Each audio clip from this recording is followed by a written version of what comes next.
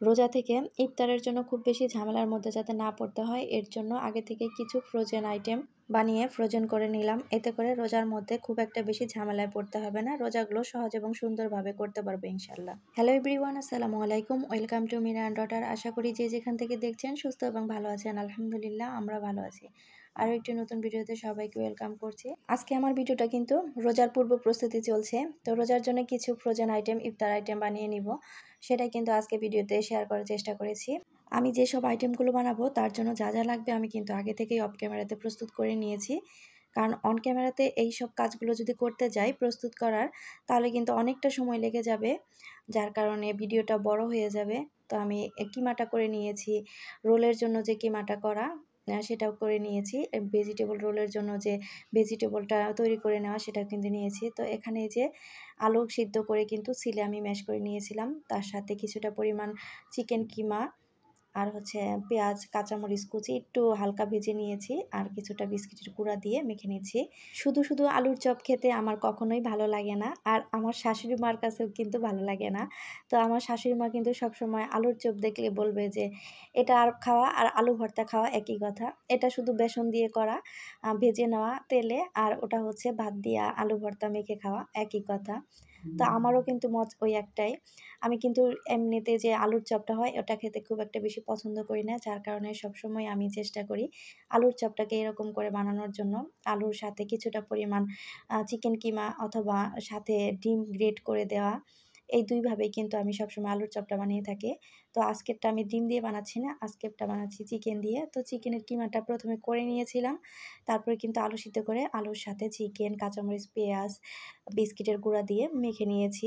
আর আজ কিন্তু আমি আলুর চপটা দুই ধরনের বানাবো। একটাই যে দেখতেই পাচ্ছেন লম্বা করে বানিয়ে নিয়েছি সবগুলা ফিঙ্গারের মতো করে, মানে চিকেন ফিঙ্গারের আকার করে বানিয়ে নিয়েছি লম্বা করে। আরেকটা শেপ দিচ্ছি গোল, যেটা মেনলি আলুর চপের শেপ গোলটা। তো সাধারণত আলুর চপটা গোল করেই বানিয়ে থাকি আমরা। আরেকটা হচ্ছে ডিম দিয়ে যেটা বানাই সেটা তো ডিম আকৃতির হয়।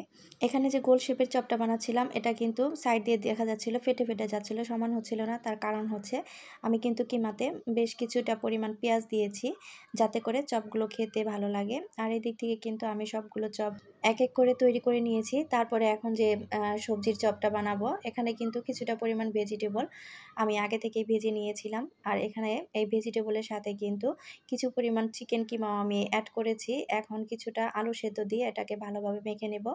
এখানে কিছুটা পরিমাণ বিস্কিটের গুঁড়াও দিয়ে দিব।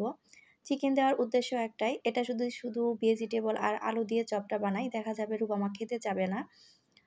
আর যদি চিকেন বলি যে এখানে চিকেন আছে, খাওয়ার সময় যদি একটু চিকেন পেয়ে যায় তাহলে দেখা যাবে চিকেন আছে এটা ভেবেই কিন্তু খেয়ে নেবে, এতে করে ভেজিটেবলটা কিন্তু ওর খাওয়া হয়ে যাবে।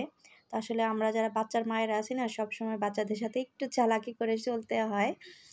তো এখানে এই যে সবগুলো কিন্তু একসাথে ম্যাশ করে নিয়েছি সুন্দর করে। তারপরে কিন্তু আমি অফ ক্যামেরাতে ডিম আকারে চপগুলো বানিয়ে নিয়েছি। তো ভেজিটেবলের যে চপগুলো এটা কিন্তু আমি ডিম আকারে বানিয়ে নিয়েছি। এটা কিন্তু দেখতে বেশ সুন্দর লাগছিল। কোডিং করার পরে কিন্তু দেখতে আরও বেশি লোভনীয় লাগছিল। বাচ্চার কথা কি আর বলবো, আমারই তো সারাদিন রোজা থাকার পরে শুধু আলু আর এই ভেজিটেবলের চপ খেতে ভালো লাগবে না একদমই। রুবামার বাবাও কিন্তু পছন্দ করবে না ওভাবে, যার জন্যই কিন্তু আসলে সব মিলিয়ে চিকেনটা দেওয়া, চিকেন কিমাটা দেওয়া, যাতে করে বাচ্চাও খেতে পছন্দ করে, আমাদেরও খেতে ভালো লাগে সারাদিন রোজা থাকার পরে।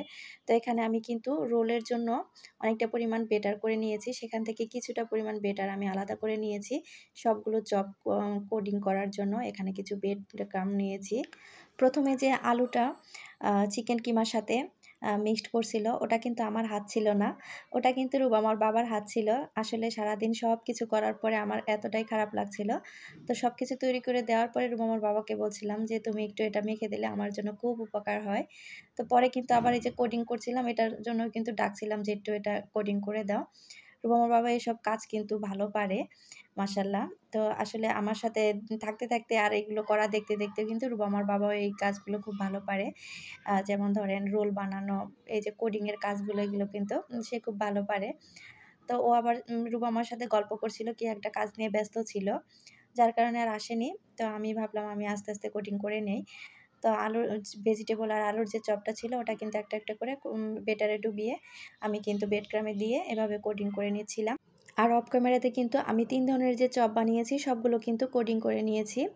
আসলে অন ক্যামেরাতে কাজ করতে কিন্তু অনেক বেশি সময় লাগে। আমার যারা ইউটিউবার আপুরা আছে এরা কিন্তু খুব ভালোভাবেই জানে। আরেক দিক থেকে ক্যামেরা অন করে যদি সবকিছু করা যায় ভিডিও করে, তাহলে কিন্তু ভিডিওটা অনেক লং হয়ে যায়। সেক্ষেত্রে হয় কি, ভিডিওটা এডিটিং করতেও যেমন আমাদের কষ্ট হয়, ভয়েস দেওয়া কষ্ট হয়ে যায়। আবার যেসব আপুরা ভালোবেসে আমাদের ভিডিওগুলা দেখে তাদেরও কিন্তু অনেকটা সময় নষ্ট হয়। তো দেখা যায় ওক্ষেত্রে কিন্তু ভিডিওটা অনেকেই আছে টেনে হিচড়ে দেখে, সেক্ষেত্রে আমাদের একটু হলেও ক্ষতি হয়। যার কারণে চেষ্টা করেছি যতদূর সম্ভব ভিডিওটাকে ছোট রাখার জন্য। তারপরেও একটু বড় হয়ে গেছে। সবাই একটু কষ্ট করে ভিডিওটা দেখে নেবেন প্লিজ। তো এখানে কিন্তু আমি বক্সের মধ্যে সবগুলো চপ আলাদা, আলাদা করে রেখে দিলাম। তো ওখানে আলাদা, আলাদা করে রেখে আমি ফ্রিজে কিন্তু ওগুলো উঠিয়ে রেখেছি। তারপরে সবগুলো চপ ফ্রিজে রাখার পরে আমি কিন্তু কিচেনে চলে এসেছি। যে ব্রেটারটা তৈরি করে রেখেছিলাম রোলের শিট বানানোর জন্য। তো এখন কিন্তু রোলের শিটগুলো তৈরি করে নেব। রোলের শিট তৈরি করার জন্য আমি ৪ কাপ ময়দা নিয়েছিলাম, ২টা ডিম নিয়েছিলাম, স্বাদ মতো লবণ নিয়েছিলাম। আর পরিমাণ মতো পানি দিয়ে বেটারটা তৈরি করে নিয়েছি। বেটারের ঘনত্বটা এমন পর্যায়ে রেখেছিলাম, একদম পাতলাও না আবার যে ঘন সেটাও কিন্তু না। তো বেটারটা দেখেই কিন্তু বোঝা যাচ্ছিল যে আসলে বেটারের ঘনত্বটা কেমন হয়েছে। তো শিটগুলো এত পাতলা হচ্ছিল আর এত সুন্দর হচ্ছিল মাশাআল্লাহ।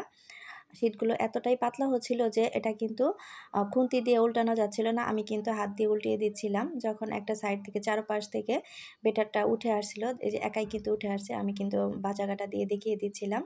তো ভাজাকাটা আমরা কিন্তু ভাজাকাটাই বলে থাকি, অনেকে আবার খুন্তি বলে।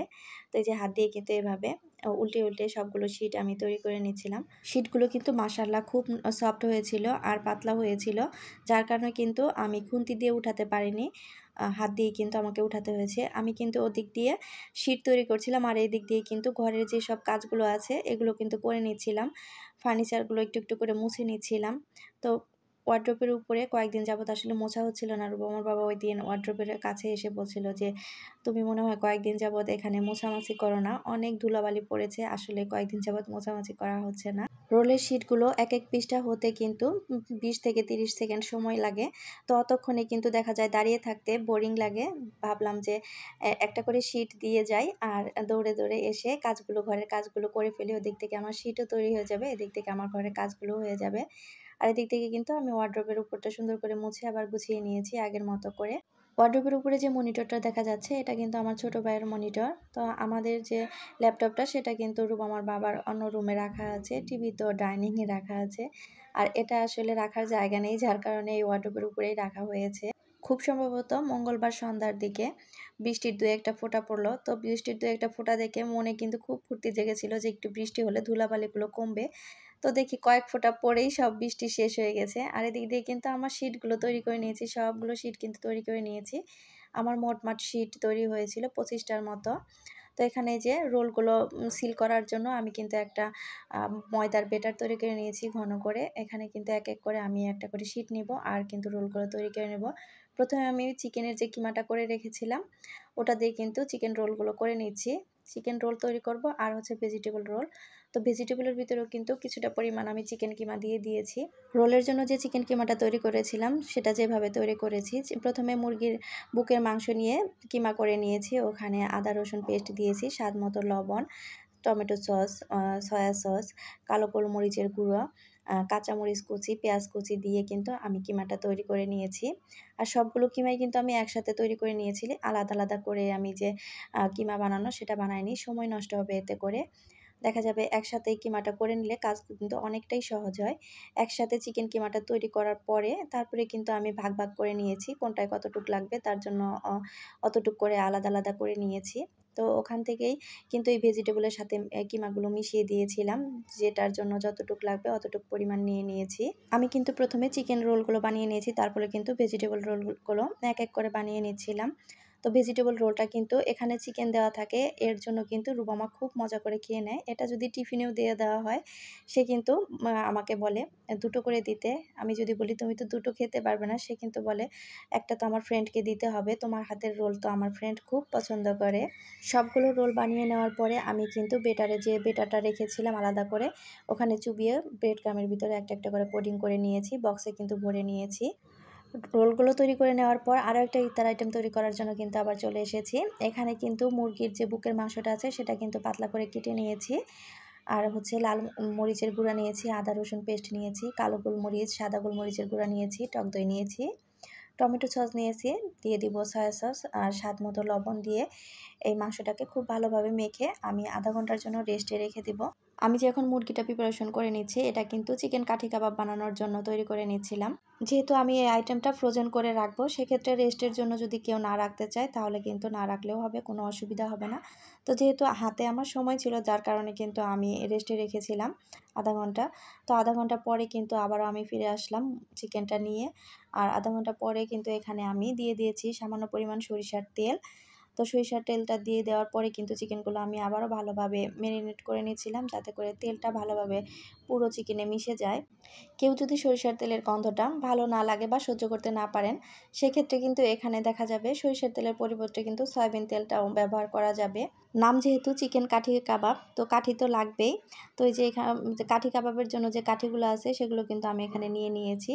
আর কাঠি নেওয়ার পরে একটা করে মাংসের পিস নিচ্ছিলাম, আর যে সুই সুতা যেরকম কাঁথা সেলাই করে সেরকম করে কিন্তু মাংসগুলা গেঁথে নিচ্ছিলাম। ভিডিও শুরুতে সবসময় যে কথাটা বলে থাকি সেটা কিন্তু আজকে এখনও বলা হয়নি।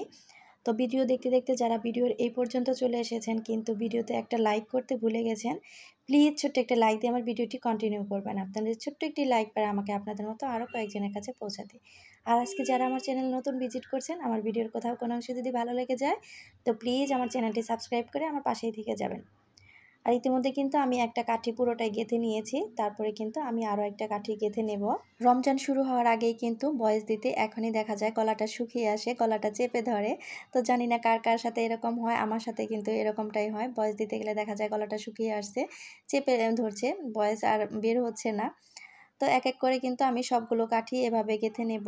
আমাকে যখন কোনো কাজ করতে দেখে তখন তো রুবামা ভাবে যে কাজগুলো আসলে কত সহজ, কত সহজে মা করছে। সব সময় কিন্তু আমি যেটা করতে যাই বলবে, মা এটা আমাকে দাও, আমি এটা করে দেই তোমাকে। ও ভাবে যে কাজগুলি তো খুব সহজ।